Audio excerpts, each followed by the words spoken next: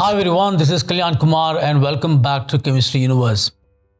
In this video, we'll be covering the last part of isomerism. So this is the last video on isomerism. This is part 14 and this is titled Conformation of Cyclic Molecules. Now, though when you consider IIT JEE, cyclic molecules conformation is actually not there in the course.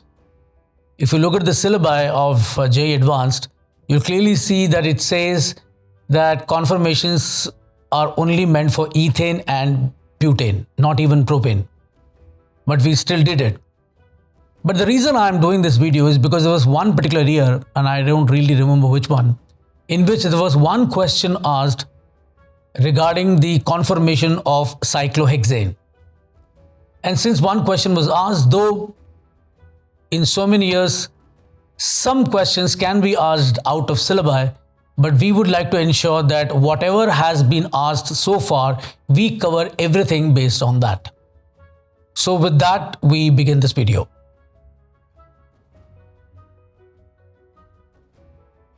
So we start with what is known as the Bayes strain theory.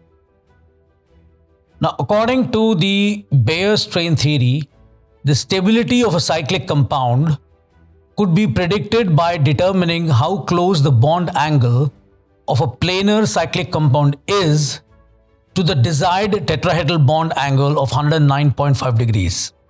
This deviation is called angle strain. So what Bayes strain theory is trying to tell you is that whenever you have a cyclic molecule, then calculate the bond angle of what that particular ring size should have. Say for example, if you have a 3-membered ring, the angles inside are 60. You have a 4-membered ring, the angles should be 90. If you have a 6-membered ring, like a hexagon, you will have an angle of 120 degree inside. So Bayes strain theory says, look at the bond angle inside a ring, then consider the bond angle of a carbon that is a tetrahedron, because all these carbons are sp3 hybridized in cycloalkanes, and they will all have, they are all technically supposed to have an angle of 109.5 degrees or 109 degree 28 minutes. So he says, let us look at the deviation of the actual bond angle with the bond angle that is prescribed by the hybridization. More the deviation, more is the angle strain. Angle strain is basically the strain the molecule gets, or the instability the molecule gets due to the deviation of the bond angle, the actual bond angle versus the theoretical bond angle. So let's start with cyclopropane. In cyclopropane, the bond angles would be 60 degrees with a deviation of 49.5 degrees from the regular tetrahedral angle. This is the angle strain in cyclopropane. Now in cyclopropane, as you can clearly see, the bond angle would be 60. So this bond angle is supposed to be 60 degrees. This bond angle is 60 degrees, but it is supposed to be 109.5 degrees because of tetrahedral angle. So if you subtract 40 from here, you get a deviation of 49.5 degrees. Now, the fact of the matter is, the sigma bond here, though it is shown as a straight line, the sigma bond here is shown as a straight line, but actually it's going to be a bent line, because this carbon is sp3 hybridized, so its orbital sp3 would be like this, and this carbon's sp3 would be like this. So they are not doing actual head-on overlap. There is a bit of a sigma bond character, but there is a bit of a pi bond character as well. So this bond is actually a strained bond. It's called a banana bond. So similarly, these two carbons have a banana bond, these two carbons have a banana bond. And since the angle in cyclopropane does not permit an effective head-on overlap between the adjacent sp3 hybridized orbitals, these bonds are weak. They are actually in between sigma and pi. These are called banana bonds. Moreover, in addition to the angle strain, cyclopropane also has torsional strain, as all the CH bonds are eclipsed. So if we look at this picture, you will notice that these hydrogens and these hydrogens are eclipsed. These hydrogens and these hydrogens are eclipsed. These two are eclipsed. These two are eclipsed. So all these pairs are eclipsed with respect to each other, and that also gives rise to torsional strain. So that is the problem with cyclopropane, highly unstable. Now if you look at cyclobutane, the planar cyclobutane is expected to have less angle strain compared to cyclopropane, as the deviation is only 19.5 from the normal tetrahedral angle, because cyclobutane planar would be 90 degree and the prescribed angle is 109.5. The deviation, as you can see, is only 19.5. So relatively better than cyclopropane. And based on this logic, Bayer predicted that cyclopentane would be the best and the most stable cyclic structure with a bond angle of 108 degrees, which is closest to the tetrahedral angle. So if you take a pentagon, this angle is actually 108 degrees. That is pretty much close to 109.5. So according to Bayer, cyclopentane should be the most stable one, because even in cyclohexane, the angle would be 120. And if you subtract it from 109.5, it will have a greater angle strain than cyclopentane. Now, according to the Bayer's, cyclohexane would be less stable, as the bond angle of 120 degrees is far from the typical tetrahedral angle. So if we were to calculate the energy or plot the energy with respect to the ring size, energy, number of carbons in the ring. So if I take this point as the beginning, that is the 3-membered ring, then according to Bayer, the graph should move like this. That means 3 is the most unstable. 3 is the most unstable. And then as the number of carbons increase, the energy decreases, stability increases. And the lowest energy is 5, most stable. And then from 5 again, as the bond angle increases, the stability will decrease and the energy will increase. But in reality, when we do it experimentally, we get something else. This is according to the Bayer strain theory. But the actual one dips at 6. And moreover, it doesn't keep on increasing. It again goes to the maxima somewhere around 9 and then dips further. And this is based on the heat of combustion data. So when we look at the heat of combustion of each of this and calculate the stability of each of these rings, and there is a way of doing that which we would see in thermochemistry, you will find 6 is supposed to be the most stable. So practically 6 is most stable, 3 is still the least stable, and in fact even the 9 is more stable than the 3. If you compare the heights, you will find 9 is better than 3. And after reaching the peak at 9, again it dips down. So contrary to these expectations, cyclohexane is more stable than cyclopentane. Furthermore, cyclic compounds do not become less stable as the ring size increases. In fact, reaches the maximum at 9 and then again dips further. This is because we are looking only at the angle strain and not torsional strain. None of the cycloalkanes are planar except cyclopropane. So this is another point to be understood. Cyclopropane has to be planar because there are only 3 carbons and any 3 points make a plane.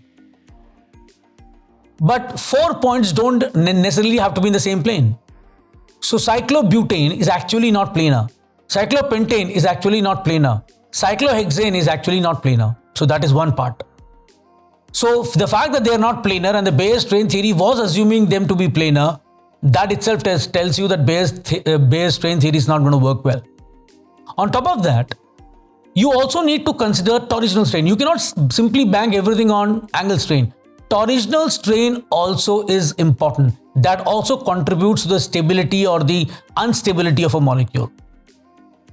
Now, the cyclic compounds twist and turn to minimize all the 3 types of strain. So sometimes what will happen is something will twist and turn, and it will do so, probably in doing so it will increase the angle strain, but decrease the torsional strain. See, ultimately it has to benefit. All natural systems try to benefit. So the molecule will twist and turn, go out of plane, do all sorts of things just to make sure that it can reach the most stable situation. In doing so, sometimes it will increase the bond, the angle strain, but it will end up minimizing the torsional strain, which again will overall decrease the energy of the molecule, making it more stable. Although cyclobutane, if planar, has less angle strain than cyclopropane, it has more torsional strain as it has 4 pairs of eclipsed hydrogens compound compared to 3 pairs in cyclopropane. So cyclobutane, if it were planar, just imagine if I were to draw cyclobutane like this, what will happen is 1H on top, 1H at the bottom. They're all eclipsed. Can you see? They're all eclipsing each other. So what is happening is 1 pair, 2 pair, 3 pair, 4 pair. So there are actually 8 pairs of eclipsed hydrogens. 4 pairs on top, 4 pairs at the bottom. 4 on top, 4 at the bottom. And these 8 pairs of eclipsed ones are going to give a high amount of torsional strain, which is why it is not liking to have a planar shape. Therefore, cyclobutane is not planar but bent. This is how it looks like. That means the 4-membered ring is somewhat like this.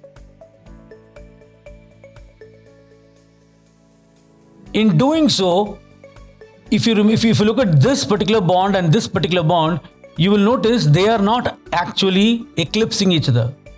This and this, the hydrogens are not eclipsing each other. So torsional strain is being decreased, but in doing so, it actually increases the angle strain. This is another way of looking at it. You can see they are not eclipsing. This bent structure decreases the CC bond angle to 88, which causes increased angle strain, which is more than compensated for by the decreased torsional strain. So in cyclobutane, the angle strain is increasing from the planar structure when it is bent, but in doing so, it more than compensates by the decreased torsional strain. Unlike Bayer's prediction, cyclopentane does show some angle strain. According to Bayer, it was not showing any angle strain, almost anything. But actually it does. Because if it is planar, there would hardly be any angle strain, but there would be 5 pairs of torsional strain. Now cyclopentane therefore puckers so that the hydrogen atoms become nearly staggered. This is how it looks like. See, these two, if you look at this bond, and this bond, and this bond, they're completely staggered. So what is happening is, by creating less torsional strain, it is able to decrease the energy, and by puckering it, of course, increases the angle strain, but that does not increase the energy as much as the decrease due to less torsional strain. Cyclohexane, on the other hand, also puckers to the extent that it is almost free from any type of strain. That's the best part about cyclohexane. Cyclohexane puckers, and it minimizes the angle strain as well as torsional strain in the same thing. So far in cyclobutane and cyclopentane, we saw they were increasing their angle strain but decreasing torsional strain, which eventually won out. In cyclohexane, you have the best of both worlds. You have both a decrease of angle strain as well as a decrease of torsional strain. By assuming a chair conformation, all bond angles become 111 degrees, which is pretty close to 109.5, and all the adjacent CH bonds are staggered. This is how it looks like. This is called a chair conformation. Looks like a chair. And this is how we draw it. And drawing this is pretty simple. Drop 2 parallel lines, but not exactly on top of each other. One parallel line beginning or maybe ending later and beginning later. And then what you do, I'll draw this somewhere else. I'll draw it here. So draw 2 lines like this. Now this line, which is here, just make the bond go up and make this join here. And this one, make it go down and let it join here. This is how you draw a chair form. If we assume cyclohexane is completely free of strain, we can then calculate the amount of total strain energy that each of the other cycloalkanes experience. Now this is pretty important to understand. In fact, this thing will give you a very clear idea about that very diagram that we drew, that red one that we drew, where we said this is based on the heat of combustion. What we do is, the basic logic I'll explain. Since cyclohexane has the least strain of any kind, we assume it is having no strain. Let's assume that. We calculate its enthalpy of formation. And we divide the enthalpy of formation by 6, because cyclohexane is made up of 6 CH2 molecules, 6 CH2 groups. So we know the value of formation of one CH2 group without any strain, because cyclohexane is itself without any strain. So we can get the value of CH2 group which is completely without strain or strainless. Then using this, we experimentally find out of course, this is experimental. We experimentally find the enthalpy of formation of cyclohexane, and then we divide it by 6 to get the enthalpy of formation of a strainless CH2 group. Now we calculate experimentally the enthalpy of formation of cyclopropane. Divide that by 3 or multiply the strainless by 3. The strainless CH2 from cyclohexane that we have calculated, multiply by 3. So when you multiply that by 3, we'll get that cyclopropane which would have been strainless. And then we compare it with the actual value of cyclopropane's enthalpy of formation. When we subtract these two, we get what is known as strain energy. So let's take a look at that. The enthalpy of formation of cyclohexane is negative 29.5 kcal. Since cyclohexane contains 6 CH2 groups, we can calculate the enthalpy of formation of one strainless CH2 group. This works out to be negative 4.92, which is basically negative 29.5 by 6. We can then calculate the heat of formation of any strainless cycloalkane by multiplying negative 4.92 kcal per mole by the number of CH2 groups that the given cyclohexane has. The total strain in the compound can be measured as the difference between the actual enthalpy of formation and the value of the strainless entity. And this is what we did. And this is what we get. So this is the table, cycloalkane, enthalpy of formation. This is actual strainless formation, which is basically 4.92 multiplied by the number of CH2 groups. And this is the strain energy. Strain energy will tell us the stability or instability. Now cyclopropane, the enthalpy of formation is actually positive 12.7 kcal per mole. But if you were to multiply negative 4.92, which is the strainless CH2, multiplied by 3, the strainless cyclopropane should have been negative 14.6. So if I do this minus this, I get 27.3 kcal per mole, which means cyclopropane is up by 27.3 kcal compared to what it would have been had it been strainless. Cyclobutane, actual value 6.8, theoretical value negative 19.7, and strain energy is 26.5. Can you see it is less than that? Less than this guy? Cyclopentane, negative 18.4, negative 24.6, strain energy is only 6.2. Cyclopentane is so well stable. But look at cyclohexane, since this is the reference, negative 29.5, negative 29.5, because this is what we use as a reference, strain energy is 0. Now look at cycloheptane, negative 28.2. It should have been negative 34.4, 6.2. Can you see 5 and 7 are almost the same energy? Cyclooctane, negative 29.7. negative 39.4 kcal per mole. This is the strain energy. Again, can you see cyclooctane has increased? Cyclononane, negative 31.7, negative 44.3, 12.6. Can you see again this is higher? Cyclodecane, negative 36.9, negative 49.2, 12.3. Can you see dips? Cycloundecane, 11 membered ring, negative 42.9, negative 54.1, only 11.2. So this is exactly the same graph that we saw, the experimental one. Now let's look a little bit more on cyclohexane. Now this is the structure. Now you will notice some blue bonds and some red bonds. The blue bonds are called axial as they are perpendicular to the plane of the ring when viewed from the top, and the red ones are called equatorial bonds as they are parallel to the plane of the ring when viewed from the top. Now this is very important to understand. Many people don't understand what is axial and equatorial. Now if you view this from the top, this will simply look like a hexagon. I'll show you that. And these blue bonds, up, down, up, down, up, down, they will look like they are perpendicular to the plane of the ring. And these red ones will look like they are in the plane of the ring.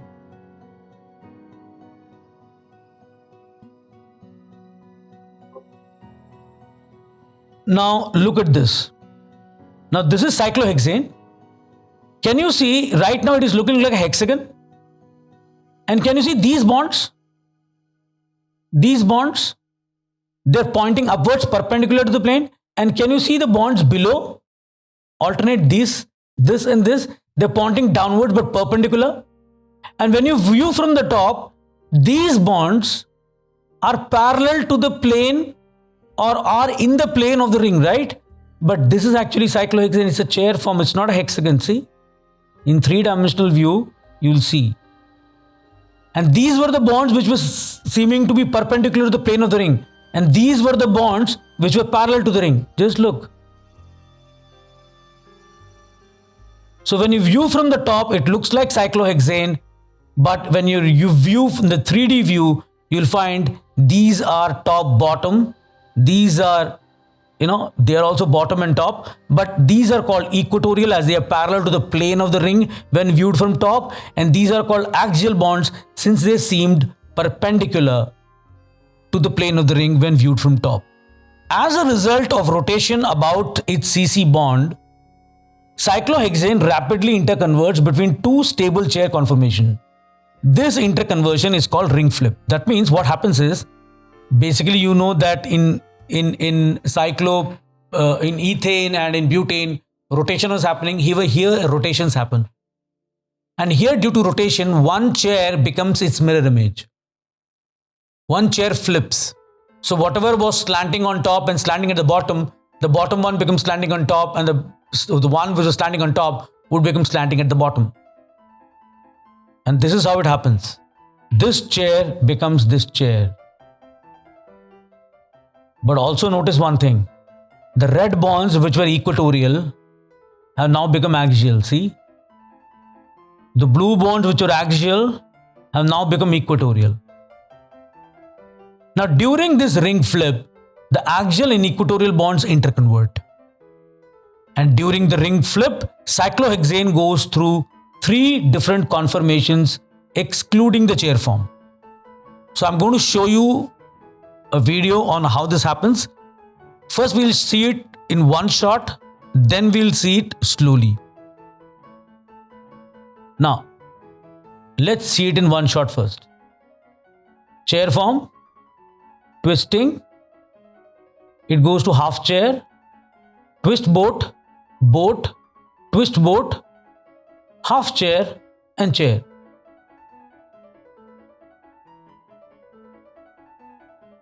So now let's look at it again slowly. So I'm going to play and stop. Okay. This is the chair form. Now what is basically happening is that I'm trying to bring this bottom carbon up. See. is rising up. This is called half chair. See, this was down initially. Down initially, it comes up and it gives you half chair. Now in this half chair, all these carbons are in the same plane, only this is on top. So it's a half chair. Initially it was a complete chair with a footrest and a headrest. But as it twists, first it becomes half chair. Now this will try to go on top, but it cannot go on top very easily. So it will first go somewhere here. It will twist. See, it twists. This is called twist boat. And then after the twist boat, it is able to come on top clearly. Now it is called perfect boat. Now it's like a boat. And then this is going to come down. When it comes down, it will come down from the same process. As it comes down, it cannot come down that easily. It will have to twist a little bit. Twist boat. We take it further. Then it becomes again half chair of the other type. Now they are all in one plane. This guy is on top.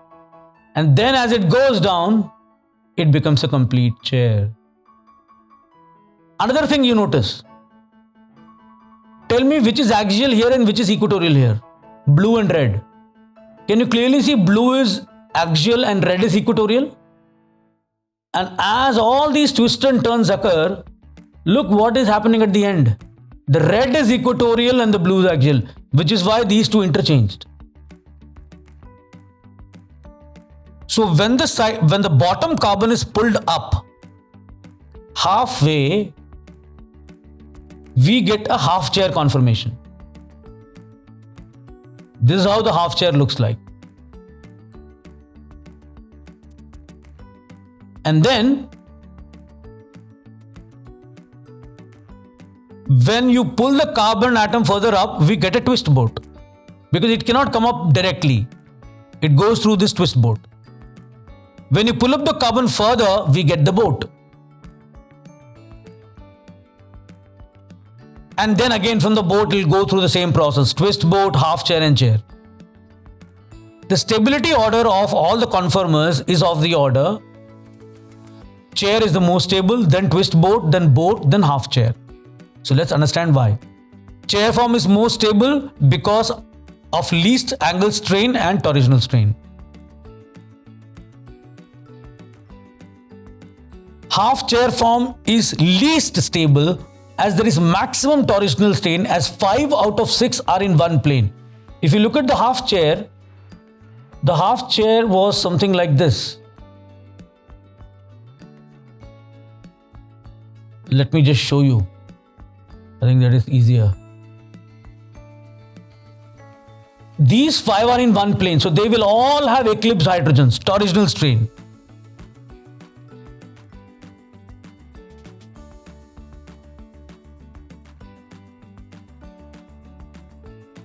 So half chair is least stable. Boat conformation is less stable than chair because some of the CH bonds in the boat are eclipsed, but it doesn't show much of angle strain. The boat conformation is further destabilized by the proximity of flag pole hydrogens. So this is the boat. If you notice, these two hydrogens come pretty close. These are called flag pole hydrogens, flag pole of a boat. These hydrogen atoms are 1.8 angstrom apart, while their van der Waals radii is 2.4 angstroms. These hydrogens are also called transannular hydrogens because they are across the ring from each other. The twist boat conformation is more stable than the boat conformation because the flag pole hydrogen atoms have moved away from each other. So chair is the most stable because of no angle strain and no torsional strain. Then you have twist boat because it has very less angle strain, and whatever boat was having a problem with, the flag pole hydrogen it does not have a problem with. Then you have the boat because it does not have angle strain or torsional strain much except for the flag pole hydrogens. And then the last one is half chair, the most unstable one. So if we plot the potential energy diagram, this is what we get. potential energy diagram, energy, rotation. Most stable is chair, goes up, first becomes half chair unstable, twist boat stable, boat unstable, twist boat stable, half chair unstable, and chair stable. And this is the same order.